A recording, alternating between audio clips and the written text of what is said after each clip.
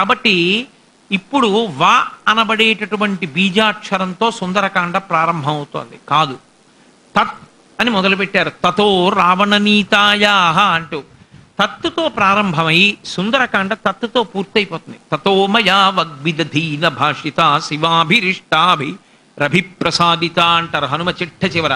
కాబట్టి తత్తుతో మొదలై తత్తుతో పూర్తయింది. ఈ తత్తుకి మధ్యలో ఉన్నది ఏదుందో అదే మాయ. తత్ అంటే అది, తత్ అంటే అది. తత్వమసి అంటే అది ఇది అయి ఉన్నది. జీవుడు బ్రహ్మమై ఉన్నాడు, ఉన్నది బ్రహ్మం ఒక్కటే. ఇది ఉపాసనా రహస్యాన్ని చెప్పగలిగిన కాండ, అందుకని సుందరకాండ. కాబట్టి తతో రావణనీతాయా సీతాయా శత్రుకర్షణ, హనుమ బయలుదేరుతున్నారు అని ఆ శ్లోకంలో ఎక్కడా లేదు. శత్రుకర్షణుడు బయలుదేరుతున్నాడు అని ఉంది. ఆ తర్వాత మీరు చదివితే హనుమ వెళ్ళారు అన్న విషయాన్ని మీరు అన్వయం చేసుకోవాలి. ఎక్కడికి వెడుతున్నారు? రావణనీతాయా సీతాయా, రావణుని చేత అపహరింపబడినటువంటి సీతమ్మ ఉన్నటువంటి స్థానమును కనిపెట్టడానికి వెడుతున్నారు. రావణుని చేత అపహరింపబడిన సీతమ్మ లంకలోనే ఉండొచ్చా, ఇంకెక్కడైనా ఉండొచ్చా? లంకలోనే ఉండాలని లేదు, ఎక్కడైనా ఉండొచ్చు. మరి ఎక్కడైనా ఉంటే 100 యోజనములు దాటి లంకకి ఎందుకు వెళ్ళాలి? సంపాతి చెప్పాడు. ఇదే మనం ఎప్పుడు జ్ఞాపకం పెట్టుకోవాలి. ఈశ్వరుడు ఎక్కడున్నాడంటే ఇందులోనే ఉన్నాడు, ఈశ్వరుడు ఎక్కడున్నాడంటే విశ్వములోనే ఉన్నాడు. నాకు కనపడ్డాయంటే బాగా చూసినవాడు ఒకడున్నాడు, బాగా తెలుసుకున్నవాడు, సమ్యక్ పాతి, వాడు చెప్పిన మాట నువ్వు పాటించు, నీకు దర్శనం అవుతుంది.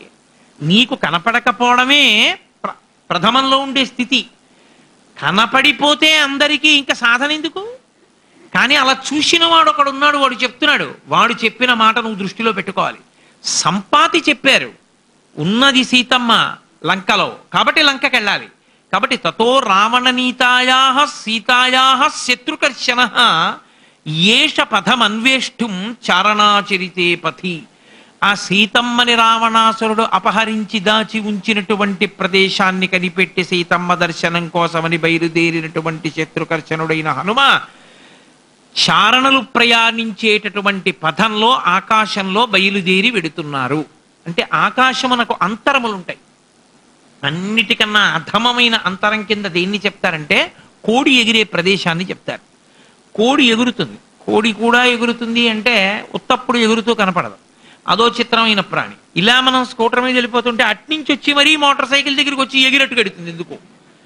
మరి దాని అమాయకత్వం ఏమిటో, దానికి ఏ ఆలోచన ఉంటుందో నాకు తెలియదు. నాకు పరకాయ ప్రవేశ విద్య రాదు, కానీ అది ఎగురుతుంది. ఎంత ఎగరగలదు అంటే మహా అయితే మోటార్ సైకిల్ మించి ఎగరగలదు, అంత తప్ప ఆకాశంలో అలా ఎగురుతూ 2-3 పాకలు దాటి అదేం వెళ్ళలేదు. అది అధమ అంతరం అంటారు, అంటే చాలా తక్కువ ఎత్తు ఎగరగలిగినటువంటిది అని. అందుకని కోడి ఎగిరేది అతి తక్కువ. అత్యంత ఉన్నతమైనటువంటిది ఏది చెప్తారు అంటే గరుత్మంతుడు ఎగిరేటటువంటిది, వైనతేయులు ఎగిరేది ఏది ఉందో ఆ అంతరం అన్నిటికన్నా పై అంతరంగా చెప్తారు. ఇప్పుడు ఈయన చారణులు వెళ్ళేటటువంటి మార్గంలో వెడుతున్నారు. చారణులు వెళ్ళే మార్గం అంటే శ్రీరామాయణంలోనే కనపడుతుంది. చారణులు అంటే వాళ్ళకి అదో లక్షణం, వాళ్ళు ఒక్క శుభవార్తలు మాత్రమే చెప్తారు తప్ప వాళ్ళకి ఒక గ్రామం ఉండదు.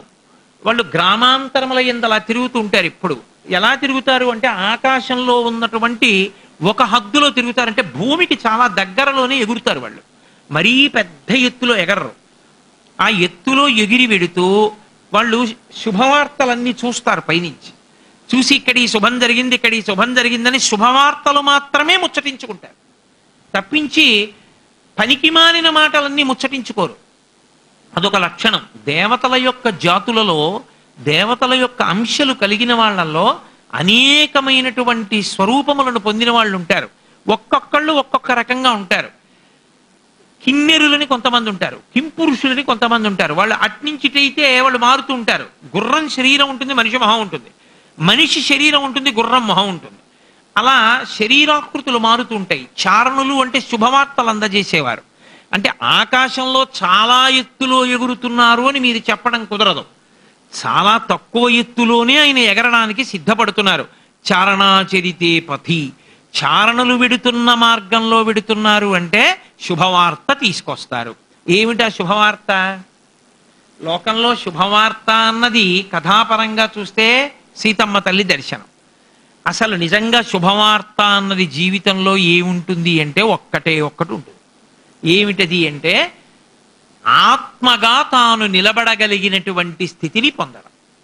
ఆ స్థితిని ఎవడు పొందాడో వాడే నిజమైనటువంటి శుభవార్తని చేరుకున్నాడు అని గుర్తు. కాబట్టి ఇప్పుడు హనుమ స్థితిని పొందుతారు. హనుమ సాధకుడిగా మాత్రమే చూడాలి తప్ప సుందరకాండలో ఇంకొకలా అన్వయం చేసి చెప్పకూడదు. సాధకుడుగా మాత్రమే హనుమని చూడవలసి ఉంటుంది. అందుకే చారణాచరితే పథి తతో రావణనీతాయా సీతాయా శత్రుకర్షణ ఈయేష పథమన్వేష్టం చారణాచరితే పథి. ఇప్పుడు వెళ్ళడానికి నిశ్చయించుకున్నారు. దుష్కరం నిష్ప్రతిద్వంద్వం చికీర్షం కర్మవానర సముదగ్రశిరోగ్రీవో గవాం పతిరివాబభౌ అంటారు. ఎందుకంత పెద్ద కష్టమైన శ్లోకం వేసేయడం మహర్షి పక్కనే? దుష్కరం నిష్ప్రతిద్వంద్వం చికీర్షం కర్మవానర సముదగ్రశిరోగ్రీవో గవాం పతిరివాబభౌ. దుష్కరం, చాలా కష్టమైన పని, ఎవ్వరూ సంకల్పించని పని, ఎవ్వరూ నేను చేస్తాను అని అనని పని, నేను చెయ్యలేను అని ఉండిపోయినటువంటి పని. కొన్ని లక్షల వానరములు కూర్చునుండిపోయి అక్కడ ఉత్తర తీరంలో ఆయన ఒక్కరే నేను వెడతాను అని బయలుదేరుతున్నారు. అంత కష్టమైన పని చేయడానికి సిద్ధపడినటువంటి హనుమ మహేంద్రగిరి పర్వత శిఖరం మీద నిలబడి తల ఎత్తి ఇలా సముద్రం వంక చూస్తుంటే ఒక ఆబోతు నిలబడి చూస్తే ఎలా ఉందో అలా చూస్తున్నారు అంటారు. ఏమిటి ఆ శ్లోకం ఎందుకు అలా ఇవ్వాలి? ఒక్కటే కారణం. మొదటి శ్లోకంలో ఏమన్నారు? ఈయేష పథమన్వేష్టం చారణాచరితే పథి. ఈయేష అంటే సంకల్పించారు అని. సంకల్పము అన్నది మనసుకి సంబంధించింది. సంకల్ప వికల్పములను మనసు చేస్తుంది. పట్టుకోవడం వదిలిపెట్టడం, పట్టుకోవడం వదిలిపెట్టడం, పట్టుకోవడం వదిలిపెట్టడం. పుట్టిన దగ్గర నుంచి చచ్చిపోయేంత వరకు మన మనసు ఎప్పుడు ఏ సంకల్ప వికల్పములు చేస్తుందంటే ఈ ఇంద్రియములతో అనుభవించవలసినటువంటి భోగములకు సంబంధించిన విషయాల్ని పట్టుకోను వదలను, పట్టుకోను వదలను, పట్టుకోను వదలను తప్ప ఈ ఇంద్రియ భోగములను తిరస్కరించి ఇది కష్టపడినా సరే, ఇది క్లేశమును పొందినా సరే, నేను లోపల ఉన్న ఆత్మని తెలుసుకుంటాను అని సాధన చెయ్యగలిగినటువంటి సంకల్పాన్ని చెయ్యడో. కాబట్టి ఈయేష అసలు భగవంతుణ్ణి చేరుకోవడానికి దీన్ని పణంగా పెడదాం. ఇది క్లేశమునకు గురైనా సరే, ఉపవాసములు చేయడం వల్ల శుష్కించినా, ఇంట్లో పందిరి పట్టి మంచం ఉన్నా సరే దీక్షతో ఉండి నేల మీద పడుకుంటానని సంకల్పం చేసి భూశయనం చేసిన 2 గంటలో 3 గంటలో వేసినటువంటి ఆసనాన్ని విప్పకుండా ఆసనంలోనే కూర్చుని భగవంతుణ్ణి ఆరాధిస్తానన్నా, ఇలా వెన్నుపాం వంగకుండా ఇలాగే కూర్చుని ధ్యానంలో 1 గంట సేపు రమించిపోగలగాలన్నా నువ్వు దీన్ని పణంగా పెట్టడం నీకు చేతనైతే వీటితో సుఖాలు అనుభవిస్తానన్నవాడు దాని వైపుకు అడుగెయ్యలేడు. అవి కాదన్నవాడెవరో వాడు లోపలి వాడి కొరకు అలా క్లేశమును భరించగలడు. కాబట్టి ఈయేష అలా ఎవరూ సంకల్పము చెయ్యరు. ఇది క్లేశపడినా పర్వాలేదా, ఈశ్వరానుగ్రహం కావాలని ఎవడంటాడు లోకంలో? ఇది సుఖంగా ఉండాలి, దీంట్లో ఉన్న ఇంద్రియములన్నీ సంతోషాన్ని పొందాలంటాడు. వాళ్ళందరూ అలా అనలేకపోయారు. పడిపోయినా సరే మేము ఎగురుతాం అనలేదు వాళ్ళు. పోన్లేవాయా 90 యోజనాలు వస్తామో 80 యోజనాలు వస్తామో, వస్తే వస్తాం, చస్తే చస్తాం అనలేదు. నువ్వు వెళ్ళిరా మేము ఉంటామన్నారు. ఇది వాళ్ళు, ఇది హనుమ. మహర్షి అంటున్నారు ఈయేష, ఈయన సంకల్పం చెయ్యగలరు, వాళ్ళు చెయ్యలేరు. చేస్తే 80 90 100 తరువాతి మాట. అసలు చేసిన వాడెవరు? పడిపోయి కూర్చున్నవాడే తప్ప. కాబట్టి లోకంలో పరమేశ్వరుడి వైపు అడుగేద్దామన్నవాడు ఉండడరా. ఉన్నవాడెవడో అలా అడుగేద్దామని సంకల్పం చేసుకుని సాధన మొదలు పెట్టగలిగిన వాడు ఎవడో ఒక్కడున్నాడు. వాడు మెట్లెక్కి తీరుతాడు, ఏదో ఒకనాటికి ఈశ్వరుణ్ణి చేరుతాడు.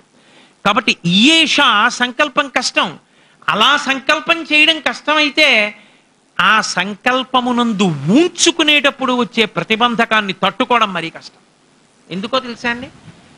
ప్రతి శనివారం నాడు తెల్లవారుజామున లేచి స్నానం చేసి వెంకటేశ్వర సుప్రభాతం చేసిన విష్ణు సహస్రనామ స్తోత్రం, లక్ష్మీ అష్టోత్తరం, కనకధారా స్తోత్రం అన్నీ చేస్తానండి అని సంకల్పం చేస్తాడు. మొదటి వారం చాలా బాగుంటుంది. శుక్రవారం సాయంకాలం వెళ్ళిపోతాడు, ఇంత తులసి కొంటాడు, ఇన్ని లిల్లీ పూలు కొంటాడు, ఇన్ని చామంతి పూలు కొంటాడు. తెల్లవారుగానే లేవాలి, నేను 4 గంటకల్లా లేచిపోవాలి, లేచిపోయి నేను కాఫీ కూడా ముట్టుకోను, స్నానం చేసేసి సుప్రభాతంతో మొదలు పెట్టేయాలి పూజ అంటాడు. రెండో వారం కొంచెం అయ్యి బాబోయ్ 4:30కి లేచి కూర్చుంటే కాఫీ తాగకపోతే ప్రాణం పోయింది కిందటిసారి. తీరా కాఫీ తాగకుండా కూర్చున్న భార్య కాఫీ కలుపుకుంటూ గ్లాసులోంచి గ్లాసులోకి పోసుకున్న ధ్వని వినబడినప్పుడు ఎంత బాధపడిపోయానో నిజంగాను.